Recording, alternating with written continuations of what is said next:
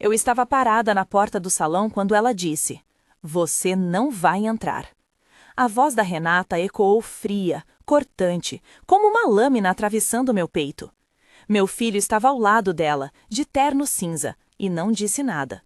Não me defendeu, não me olhou. Só desviou os olhos como se eu fosse uma estranha inconveniente.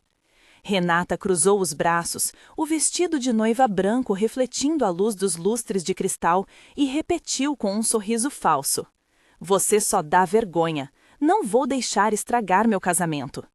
Senti o sangue gelar nas veias. As mãos começaram a tremer. O estômago revirou. 200 pessoas estavam do outro lado daquela porta.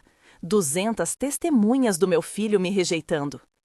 Eu respirei fundo, segurei a alça da bolsa com força e pensei: ela não sabe o que está fazendo. Mas logo, muito em breve, ela vai descobrir. E quando descobrir, já vai ser tarde demais. Meu nome é Helena Cardoso, 56 anos, professora aposentada.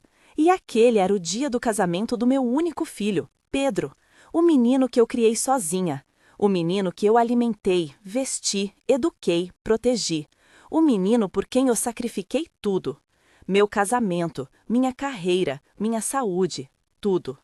E ali estava ele, ao lado daquela mulher, me deixando do lado de fora como se eu fosse lixo, como se eu não importasse, como se 32 anos de dedicação não valessem nada.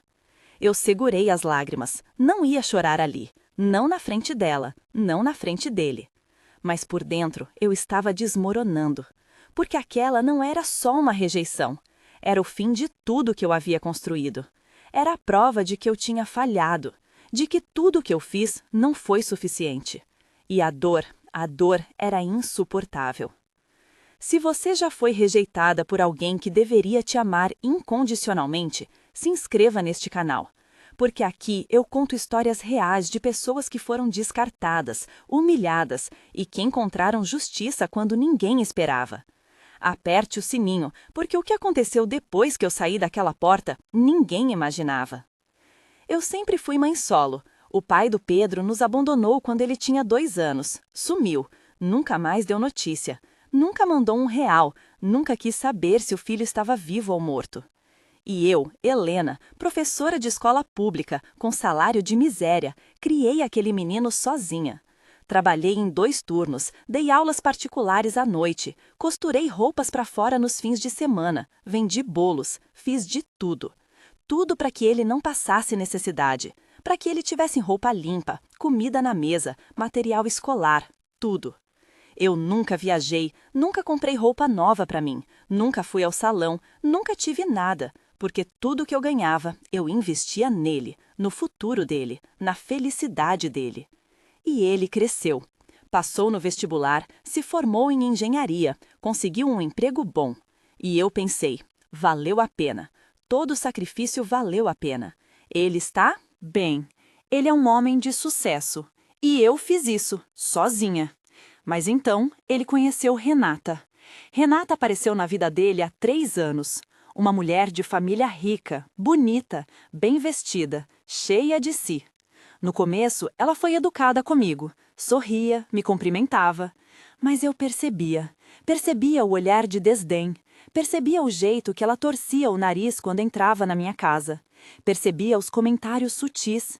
"Nossa, Helena, você ainda mora aqui? Não pensou em se mudar para um lugar melhor?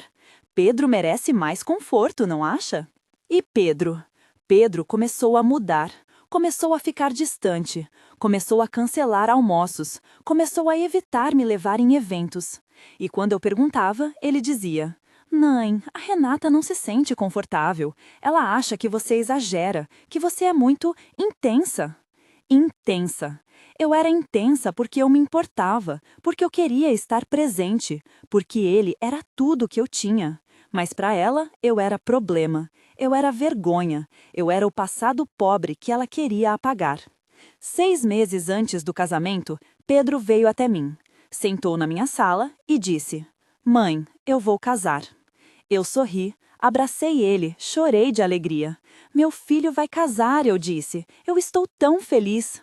Ele não sorriu de volta, ficou sério, desconfortável e disse: Mãe, a Renata quer um casamento grande, elegante e, bem, a gente precisa de ajuda.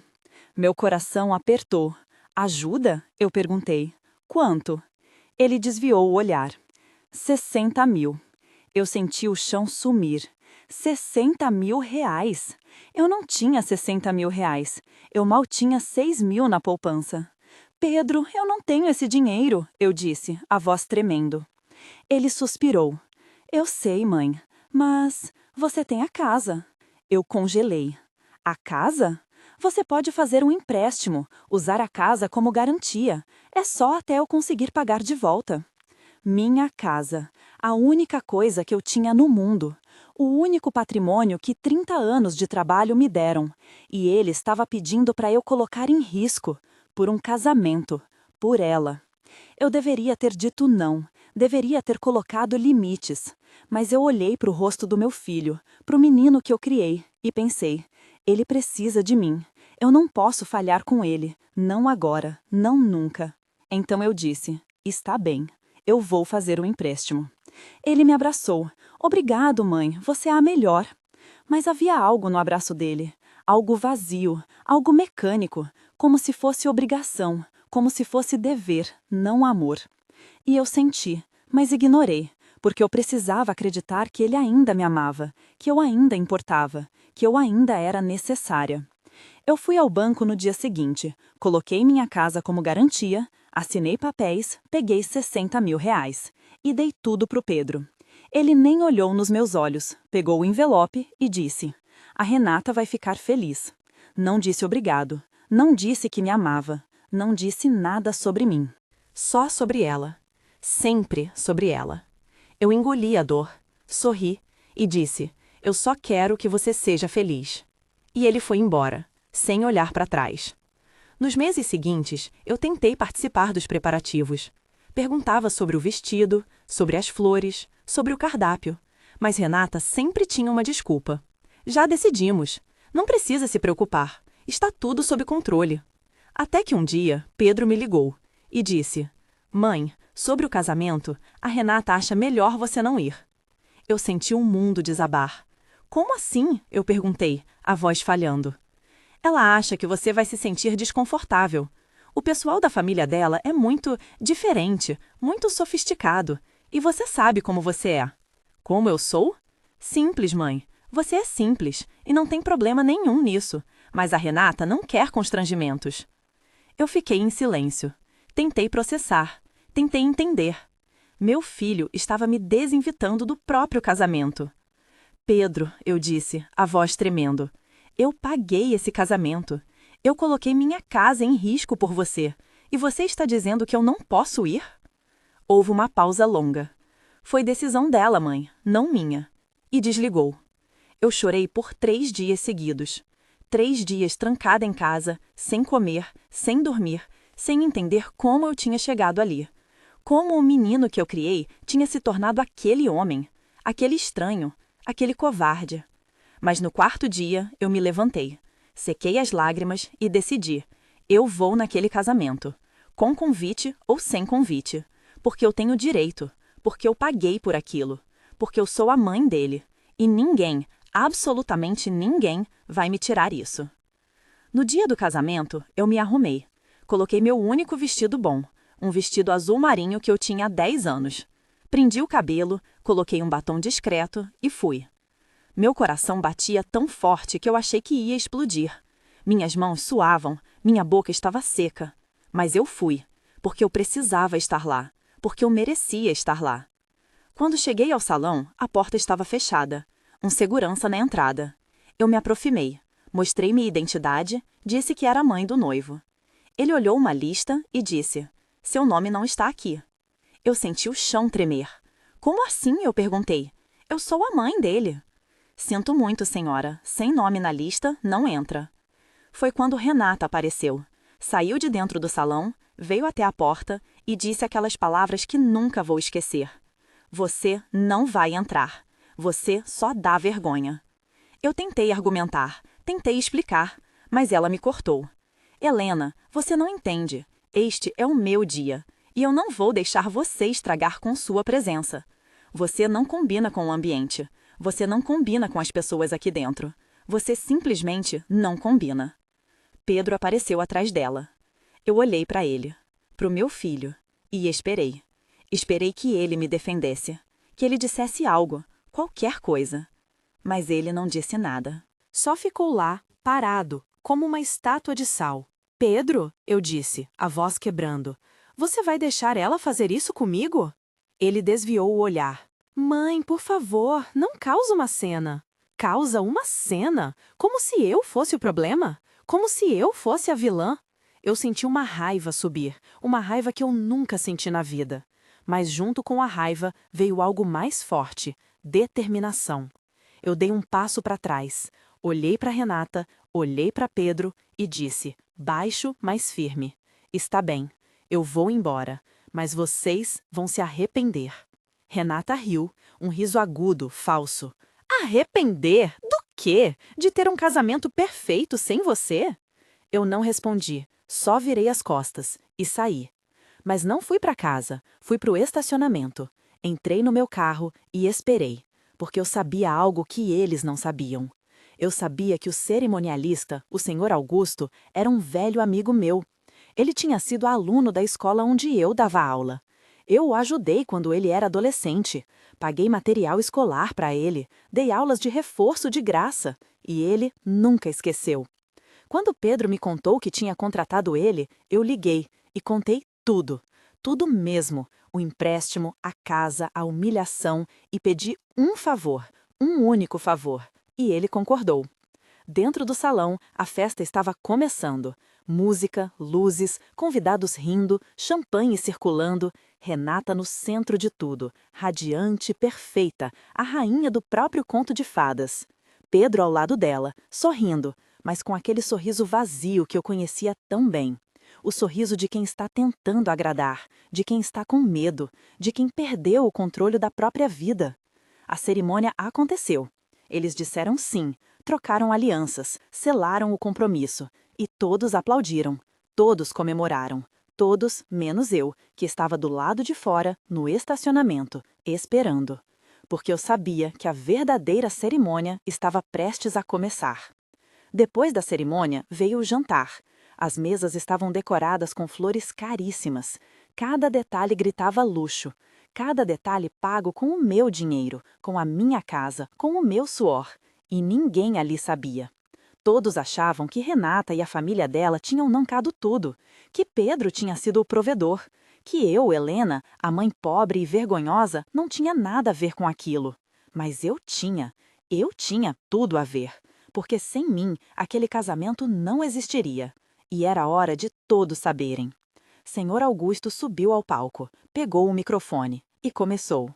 Boa noite a todos. Meu nome é Augusto e eu sou o cerimonialista desta linda celebração. Aplausos, sorrisos, Renata acenando como uma princesa. Antes de continuarmos com os brindes, eu gostaria de fazer um agradecimento especial. Um agradecimento a alguém que tornou este dia possível. Renata sorriu, achando que era sobre ela. Pedro olhou confuso. Eu gostaria de agradecer a senhora Helena Cardoso, mãe do noivo, a mulher que sozinha pagou cada centavo deste casamento. O salão ficou em silêncio. Um silêncio pesado, sufocante, como se o ar tivesse sido sugado. Renata ficou pálida. Pedro ficou branco. As pessoas começaram a olhar umas para as outras, confusas. Isso mesmo, Augusto continuou. A senhora Helena fez um empréstimo de 60 mil reais, colocando a própria casa como garantia, para que o filho pudesse realizar este casamento. Ela pagou este salão, estas flores, este buffet, estas luzes, tudo. E como agradecimento, ela foi proibida de entrar, foi humilhada na porta, foi chamada de vergonha. As pessoas começaram a sussurrar. Algumas olharam para Renata com desprezo, outras olharam para Pedro com pena.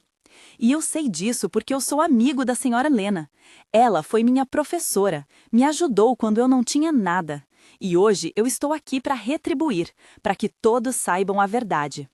Augusto tirou um envelope do bolso. Aqui estão os comprovantes, os documentos do empréstimo, as transferências bancárias, Tudo em nome de Helena Cardoso. Tudo provando que ela, e somente ela, bancou este casamento. Ele colocou os papéis na tela do telão onde estavam passando fotos do casal. E todos viram. Todas as 200 pessoas viram os números, as datas, as assinaturas, a verdade nua e crua. Renata se levantou tremendo. "Isso é mentira!" ela gritou. "Isso é uma armação!" "Armação?" Augusto perguntou, calmo. "Os documentos estão aqui. Qualquer um pode verificar, inclusive você." Renata olhou para Pedro. "Faz alguma coisa, cala ele." Mas Pedro não conseguia se mexer. Estava paralisado, em choque, porque ele sabia que era verdade.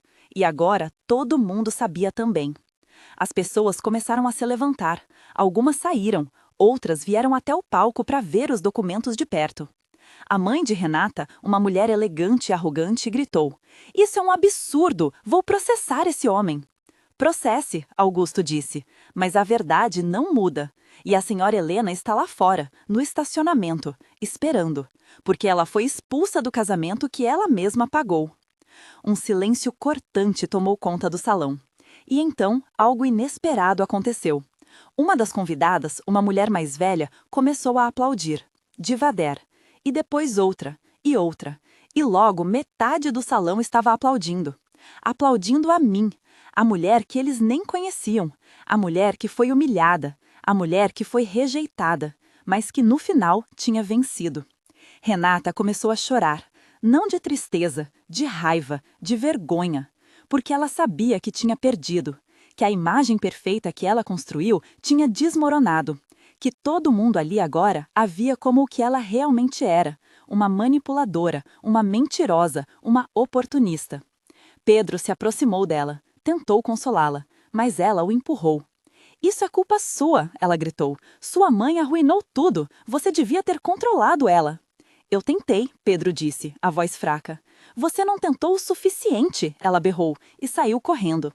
O vestido branco arrastando pelo chão, as lágrimas borrando a maquiagem.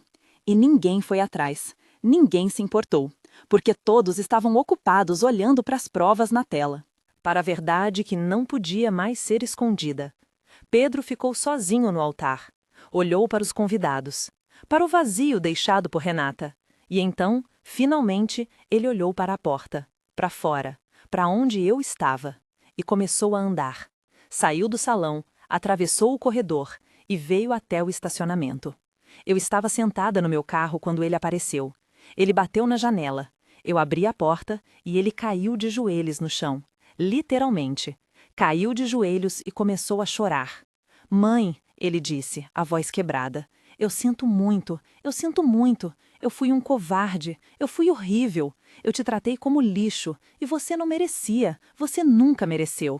Eu olhei para ele, para o homem que foi meu bebê, meu menino, meu filho, e senti nada, nem raiva, nem pena, nem amor, só vazio. "Pedro", eu disse, a voz calma, "você me machucou, mais do que qualquer pessoa jamais machucou. Você me rejeitou, me humilhou, me descartou, e tudo por uma mulher que nem te ama de verdade, que só te usou. E agora você quer perdão?" Ele olhou para mim, os olhos vermelhos. "Eu não sei o que fazer, mãe."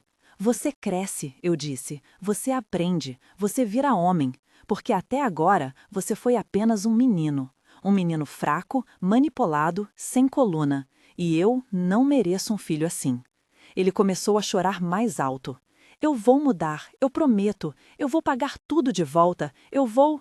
"Você vai nada", eu cortei. "O dinheiro eu não quero. A casa eu não vou perder, porque eu já tomei providências. Já falei com um advogado. Já entrei com ação para que você seja obrigado a pagar o empréstimo. Já protegi o que é meu. Porque eu aprendi, Pedro. Aprendi que eu não posso confiar em você. E isso dói mais do que qualquer dívida." Eu liguei o carro. "Mãe, não vá embora, por favor." "Eu já fui embora", eu disse, há meses. Você só não percebeu. E dirigi para longe. Olhei pelo retrovisor e vi meu filho ali, de joelhos, no chão do estacionamento, chorando. E pela primeira vez em 32 anos, eu me senti livre. Livre do peso de ser mãe perfeita. Livre do peso de sacrificar tudo. Livre do peso de amar alguém que não me amava de volta. E foi libertador, doloroso, mas libertador. Nos dias seguintes, a história explodiu. Alguém filmou tudo: o discurso do Augusto, as provas na tela, Pedro de joelhos, Renata fugindo, tudo, e postou nas redes sociais. O vídeo viralizou. Milhões de visualizações, milhares de comentários. A maioria me apoiando, chamando Renata de vilã, chamando Pedra de covarde, chamando eu de heroína. Mas também havia críticas, pessoas dizendo que eu tinha sido cruel, que eu deveria perdoar, que família é sagrada. Eu li tudo e não respondi nada, porque eu não devia satisfação a ninguém. Eu tinha feito o que precisava ser feito e estava em paz com isso. Renata tentou me processar. Disse que eu difamei ela, que eu arruinei o casamento dele.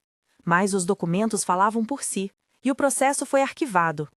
Pedro tentou me procurar várias vezes. Ligações, mensagens, até flores. Mas eu não respondi. Bloqueei ele de tudo, porque eu não tinha mais nada a dizer. Não havia mais conversa. Não havia mais relação. Ele tinha feito a escolha dele, e agora eu estava fazendo a minha. 6 meses depois, eu vendi a casa, quitei o empréstimo e me mudei para outra cidade. Um recomeço, uma vida nova, longe de tudo, longe de todos. E pela primeira vez em décadas, eu comecei a viver para mim. Viajei, conheci pessoas novas, fiz coisas que sempre quis fazer, mas nunca tive tempo. E descobri algo incrível. Eu gostava de mim. Eu gostava da Helena que não era só mãe, que não era só sacrifício, que era pessoa, que era mulher, que era humana. 1 ano depois, recebi uma carta. Era de Pedro. Ele escrevia dizendo que tinha terminado com Renata, que estava em terapia, que estava tentando se reconstruir, que entendia o que tinha feito e que, um dia, esperava que eu pudesse perdoá-lo. Eu li a carta e coloquei no lixo, porque perdão é para quem está pronto, e eu ainda não estava. Talvez nunca estaria. E estava tudo bem, porque perdão não é obrigação, é escolha. E eu escolhi escolher a mim. Hoje, quando as pessoas me perguntam se eu me arrependo do que fiz, eu respondo não, porque eu não destruí o casamento dele, eu apenas mostrei a verdade. E se a verdade destruiu, é porque não havia nada sólido ali, nada real, nada que valesse a pena salvar. Eu não sou vilã, eu sou sobrevivente, e sobreviventes fazem o que é preciso para se salvar, mesmo quando dói, mesmo quando custa tudo. E eu aprendi algo valioso. Maternidade não é escravidão. Amor não é autodestruição. E sacrifício tem limite. Eu ultrapassei esse limite por anos e paguei o preço. Mas agora eu coloquei a fronteira de volta. Eu me escolhi. E essa escolha me salvou. Então sim, fui excluída do casamento do meu filho. Fui chamada de vergonha. Fui humilhada publicamente. Mas quando o cerimonialista revelou a verdade, tudo mudou. Não só para mim, mas para todos. Porque verdade tem poder, verdade tem peso, e verdade vence, sempre. A noiva fugiu, o casamento desmoronou. E eu finalmente respirei.